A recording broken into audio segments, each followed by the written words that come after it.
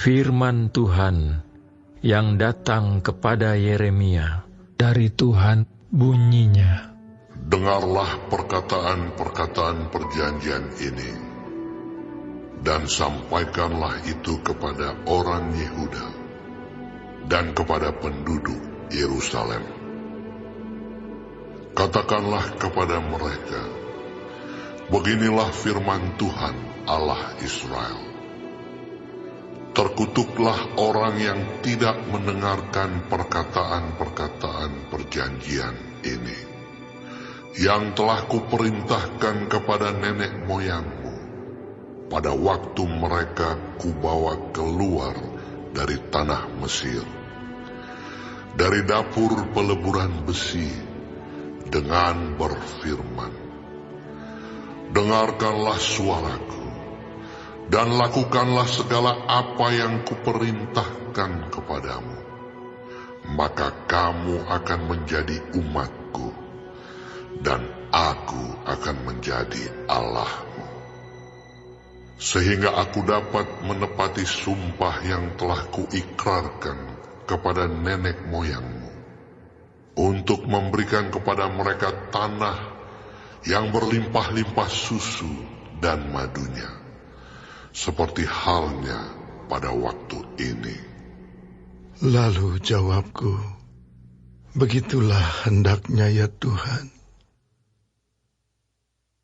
Berfirmanlah Tuhan kepadaku, serukanlah segala perkataan ini di kota-kota Yehuda dan di jalan-jalan Yerusalem dengan mengatakan, dengarkanlah perkataan-perkataan perjanjian ini, dan lakukanlah itu.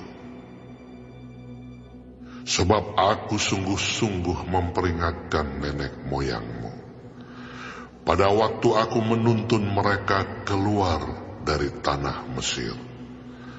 Sampai kepada waktu ini, aku memperingatkan mereka terus-menerus, dengarkanlah suaraku. Tetapi mereka tidak mau mendengarkan ataupun memperhatikannya, melainkan mereka masing-masing mengikuti kedegilan hatinya yang jahat.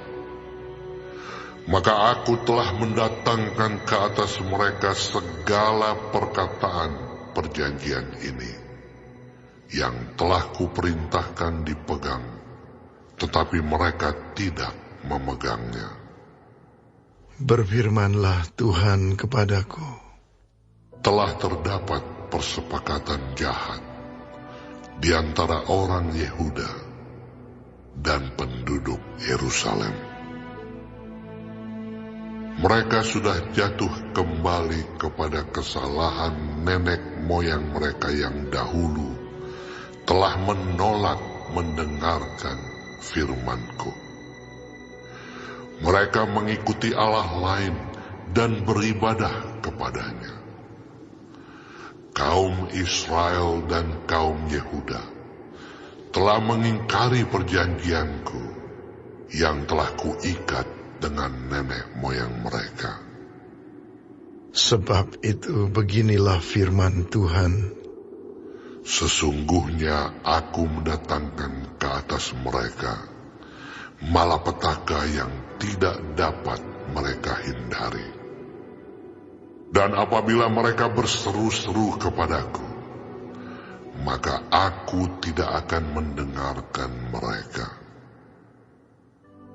Dan biarpun kota-kota Yehuda dan penduduk Yerusalem pergi berseru-seru kepada para allah yang mereka sembah dengan korban bakaran, tetapi Allah itu sama sekali tidak dapat menolong mereka pada waktu mereka ditimpa malapetaka. Sebab seperti banyaknya kotamu, demikian banyaknya para allahmu, hai Yehuda. Dan seperti banyaknya jalan di Yerusalem, demikian banyaknya mezbah yang kamu dirikan untuk membakar korban kepada Baal. Adapun engkau, janganlah engkau berdoa untuk bangsa ini, dan janganlah naikkan permohonan dan doa untuk mereka. Sebab aku tidak akan mendengarkan pada waktu mereka berseru kepadaku, karena malapetaka mereka. Apakah lagi urusan kekasihku di dalam rumahku? Bukankah ia sudah melaksanakan rancangan-rancangan yang jahat? Dapatkah nazar-nazar dan daging yang suci melewatkan malapetaka daripadamu, sehingga kemudian engkau dapat beria-ria? Pohon zaitun yang rimbun, elok dipandang mata, pernah Tuhan menamai engkau. Tetapi dengan bunyi keributan yang hebat, ia menyalakan api pada daun-daunnya, sehingga ranting-rantingnya terbakar. Tuhan semesta alam yang telah membuat engkau tumbuh, telah menentukan malapetaka atasmu, karena kejahatan yang telah dilakukan oleh kaum Israel dan kaum Yehuda, untuk menimbulkan sakit hatiku dengan membakar korban kepada Baal. Tuhan memberitahukan hal itu kepadaku, maka aku mengetahuinya. Pada waktu itu Engkau, Tuhan, memperlihatkan perbuatan mereka kepadaku.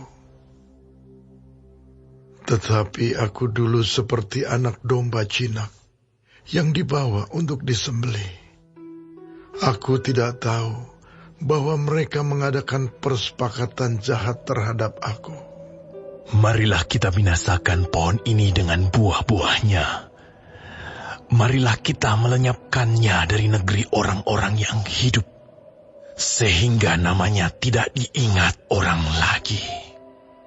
Tetapi Tuhan semesta alam yang menghakimi dengan adil, yang menguji batin dan hati, biarlah aku melihat pembalasanmu terhadap mereka, sebab kepadamulah kuserahkan perkaraku. Sebab itu beginilah firman Tuhan tentang orang-orang Anatot yang ingin mencabut nyawaku dengan mengatakan, janganlah bernubuat demi nama Tuhan, supaya jangan engkau mati oleh tangan kami. Sebab itu beginilah firman Tuhan semesta alam. Sesungguhnya aku akan menghukum mereka. Pemuda-pemuda mereka akan mati oleh pedang. Anak-anak mereka yang laki-laki dan perempuan akan habis mati kelaparan. Tidak ada yang tinggal hidup di antara mereka.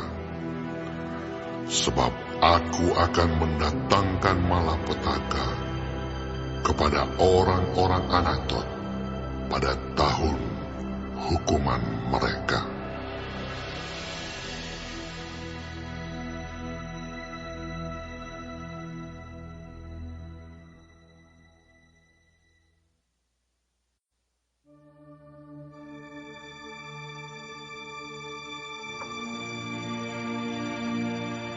Engkau memang benar ya Tuhan.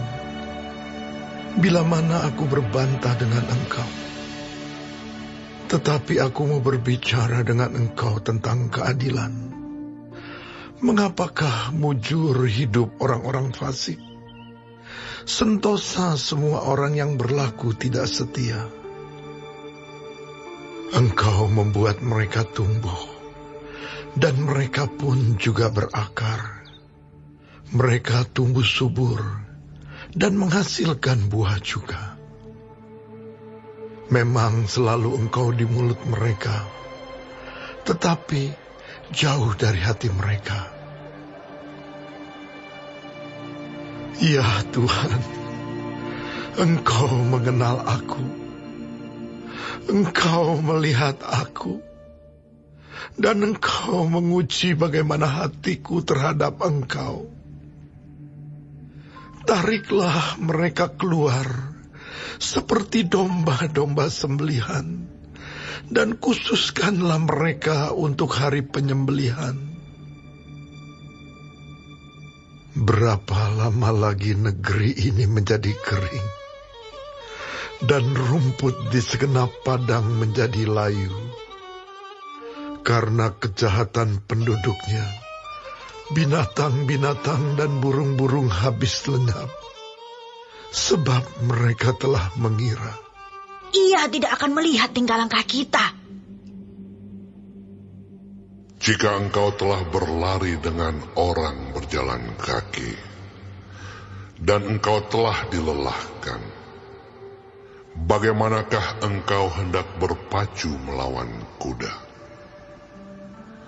Dan jika di negeri yang damai engkau tidak merasa tentram, apakah yang akan engkau perbuat di hutan belukar sungai Yordan? Sebab saudara-saudaramu dan kaum keluargamu, mereka sendiri juga berbuat khianat terhadap engkau. Mereka juga bersama-sama di belakangmu. Janganlah percaya kepada mereka, sekalipun mereka berkata manis kepadamu. Aku telah meninggalkan kediamanku, telah membuangkan negeri milikku. Aku telah menyerahkan buah hatiku ke dalam tangan musuhnya. Negeri milikku sudah menjadi seperti singa di hutan bagiku. Ia mengeraskan suaranya menentang aku, sebab itu aku membencinya. Negeri milikku sudah menjadi seperti burung belang bagiku. Burung-burung buas mengerumuninya. Ayo, kumpulkan segala binatang di padang. Bawalah untuk menghabiskannya. Banyak gembala telah merusakkan kebun anggurku, memijak-mijak tanahku, dan membuat tanah kedambaanku menjadi padang gurun yang sunyi sepi. Ya, mereka telah membuatnya sunyi sepi. Sunyi sepi tanah itu berkabung di hadapanku. Sunyi sepi sekarang segenap negeri itu, tetapi tidak ada orang yang memperhatikannya. Para pembinasa telah datang melintasi segala bukit gundul di padang gurun. Sebab pedang Tuhan mengamuk makan dari ujung negeri yang satu ke ujung yang lain. Tidak ada damai bagi segala yang hidup. Mereka telah menabur gandum, tetapi yang dituai adalah semak duri. Mereka telah bersusah payah, tetapi usaha mereka tidak berguna. Mereka malu karena hasil yang diperoleh mereka, akibat dari murka Tuhan yang menyala-nyala. Beginilah firman Tuhan. Mengenai sekalian tetanggaku yang jahat, yang telah mengusik negeri, yang telah kuberikan sebagai milik pusaka kepada umatku Israel, bahwasanya aku akan mencabut mereka dari tanah mereka, dan aku mencabut kaum Yehuda dari tengah-tengah mereka. Tetapi setelah aku mencabut mereka, maka aku akan menyayangi mereka kembali. Aku akan mengembalikan mereka masing-masing ke milik pusakanya, dan masing-masing ke negerinya.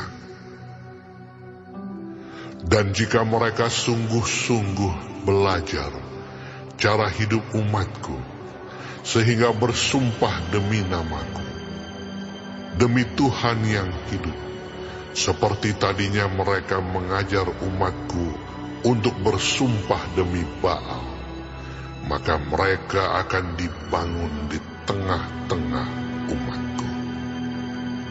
Tetapi jika mereka tidak mau mendengarkan, maka aku akan sungguh-sungguh mencabut dan membinasakan bangsa yang demikian. Demikianlah firman Tuhan.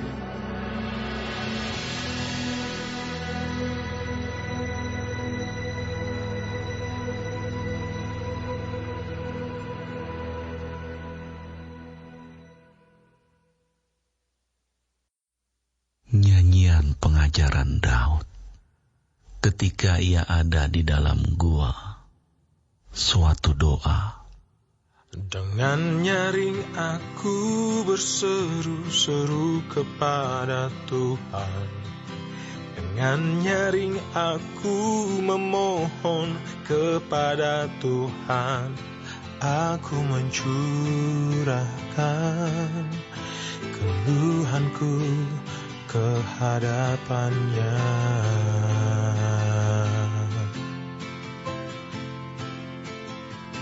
Kesesakanku beritahukan kehadapannya.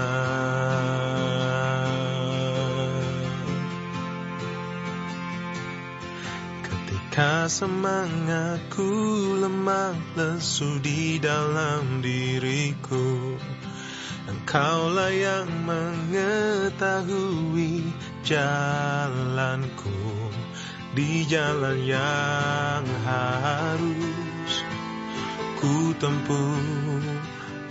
Dengan sembunyi mereka memasang jerat terhadap aku.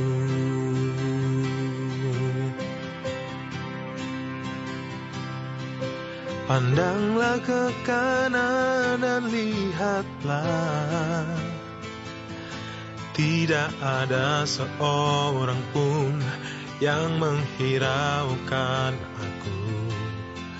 Tempat pelarian bagiku telah hilang, tidak ada seorang pun yang mencari aku.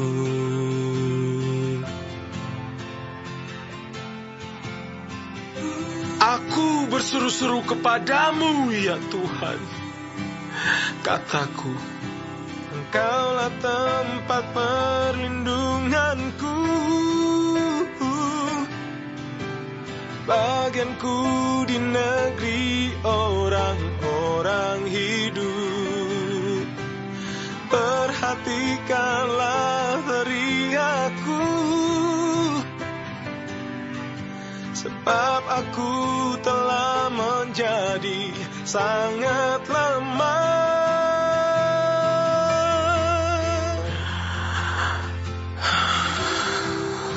Lepaskanlah aku daripada orang-orang yang mengejar aku, sebab mereka terlalu kuat bagiku. Keluarkanlah aku dari dalam penjara untuk memuji nama-Mu.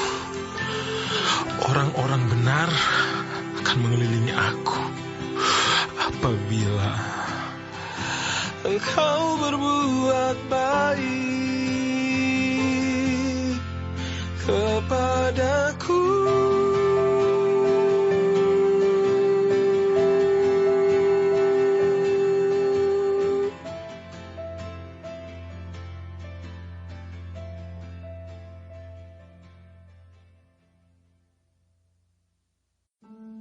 Jawaban yang lemah lembut meredakan kegeraman, tetapi perkataan yang pedas membangkitkan marah.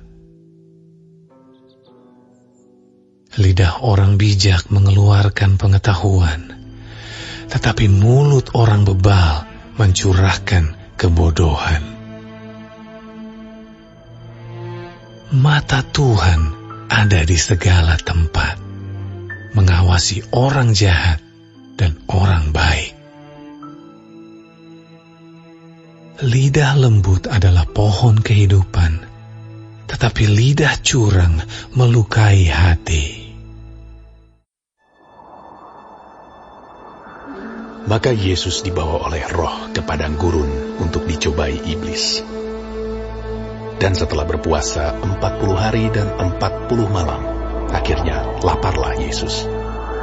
Lalu datanglah si pencoba itu dan berkata kepadanya, Jika engkau anak Allah, perintahkanlah supaya batu-batu ini menjadi roti. Tetapi Yesus menjawab, Ada tertulis, manusia hidup bukan dari roti saja, tetapi dari setiap firman yang keluar dari mulut Allah. Kemudian iblis membawanya ke kota suci dan menempatkan dia di bubungan bait Allah. Lalu berkata kepadanya, Jika engkau anak Allah, jatuhkanlah dirimu ke bawah, sebab ada tertulis mengenai engkau, Ia akan memerintahkan malaikat-malaikatnya, dan mereka akan menatang engkau di atas tangannya, supaya kakimu jangan terantuk kepada batu. Yesus berkata kepadanya, Ada pula tertulis, janganlah engkau mencobai Tuhan Allahmu. Dan iblis membawanya pula ke atas gunung yang sangat tinggi dan memperlihatkan kepadanya semua kerajaan dunia dengan kemegahannya, dan berkata kepadanya, Semua itu akan kuberikan kepadamu jika engkau sujud menyembah aku. Maka berkatalah Yesus kepadanya, Penyalah iblis, sebab ada tertulis, engkau harus menyembah Tuhan Allahmu, dan hanya kepada Dia sajalah engkau berbakti. Lalu iblis meninggalkan dia, dan lihatlah, malaikat-malaikat datang melayani Yesus. Tetapi waktu Yesus mendengar bahwa Yohanes telah ditangkap, menyingkirlah ia ke Galilea. Ia meninggalkan Nazaret dan diam di Kapernaum di tepi danau di daerah Zebulon dan Naftali, supaya genaplah firman yang disampaikan oleh Nabi Yesaya. Tanah Zebulon dan tanah Naftali, jalan ke laut, daerah seberang sungai Yordan, Galilea, wilayah bangsa-bangsa lain, bangsa yang diam dalam kegelapan, telah melihat terang yang besar. Dan bagi mereka yang diam di negeri yang dinaungi maut, telah terbit terang. Sejak waktu itulah, Yesus memberitakan, Bertobatlah, sebab kerajaan sorga sudah dekat. Dan ketika Yesus sedang berjalan menyusur danau Galilea, ia melihat dua orang bersaudara, yaitu Simon yang disebut Petrus dan Andreas saudaranya. Mereka sedang menebarkan jala di danau, sebab mereka penjala ikan. Yesus berkata kepada mereka, Mari, ikutlah aku, dan kamu akan kujadikan penjala manusia. Lalu mereka pun segera meninggalkan jalannya dan mengikuti dia. Dan setelah Yesus pergi dari sana, dilihatnya pula dua orang bersaudara, yaitu Yakobus anak Zebedeus dan Yohanes saudaranya, bersama ayah mereka Zebedeus, sedang membereskan jala di dalam perahu. Yesus memanggil mereka, dan mereka segera meninggalkan perahu serta ayahnya, lalu mengikuti dia. Yesus pun berkeliling di seluruh Galilea. Ia mengajar dalam rumah-rumah ibadat dan memberitakan Injil Kerajaan Allah, serta melenyapkan segala penyakit dan kelemahan di antara bangsa itu. Maka tersiarlah berita tentang dia di seluruh Syria, dan dibawalah kepadanya semua orang yang buruk keadaannya, yang menderita pelbagai penyakit dan sengsara, yang kerasukan, yang sakit ayan, dan yang lumpuh. Lalu Yesus menyembuhkan mereka. Maka orang banyak berbondong-bondong mengikuti dia.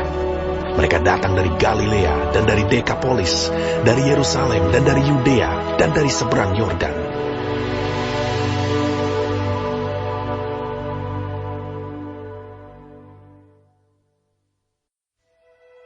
Janganlah engkau keras terhadap orang yang tua, melainkan tegurlah dia sebagai bapa.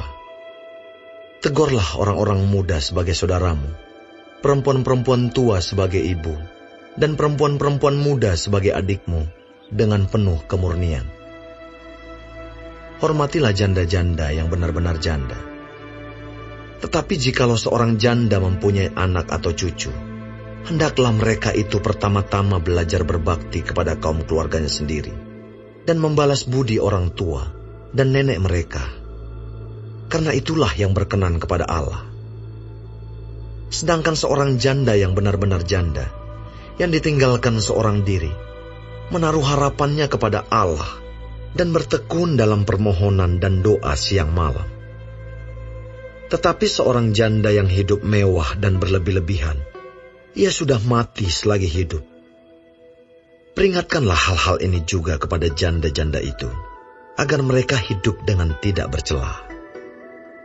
Tetapi jika ada seorang yang tidak memeliharakan sanak saudaranya, apalagi seisi rumahnya, orang itu murtad dan lebih buruk dari orang yang tidak beriman.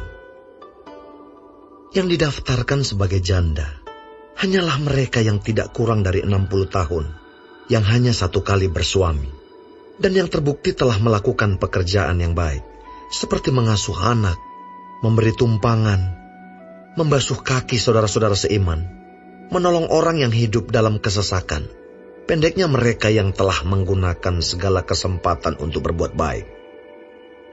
Tolaklah pendaftaran janda-janda yang lebih muda, karena apabila mereka sekali digairahkan oleh keberahian yang menceraikan mereka dari Kristus, mereka itu ingin kawin, dan dengan memungkiri kesetiaan mereka yang semula kepadanya, mereka mendatangkan hukuman atas dirinya.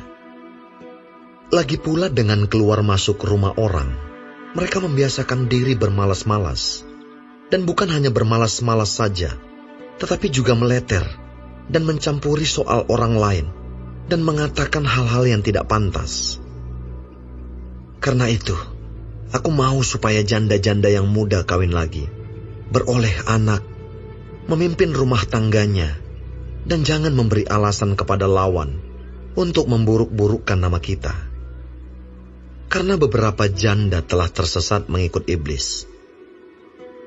Jika seorang laki-laki atau perempuan yang percaya mempunyai anggota keluarga yang janda, hendaklah ia membantu mereka, sehingga mereka jangan menjadi beban bagi jemaat. Dengan demikian jemaat dapat membantu mereka yang benar-benar janda. Penetua-penetua yang baik pimpinannya patut dihormati 2 kali lipat, terutama mereka yang dengan jerih payah berkhotbah dan mengajar. Bukankah kitab suci berkata, "Janganlah engkau memberangus mulut lembu yang sedang mengiri."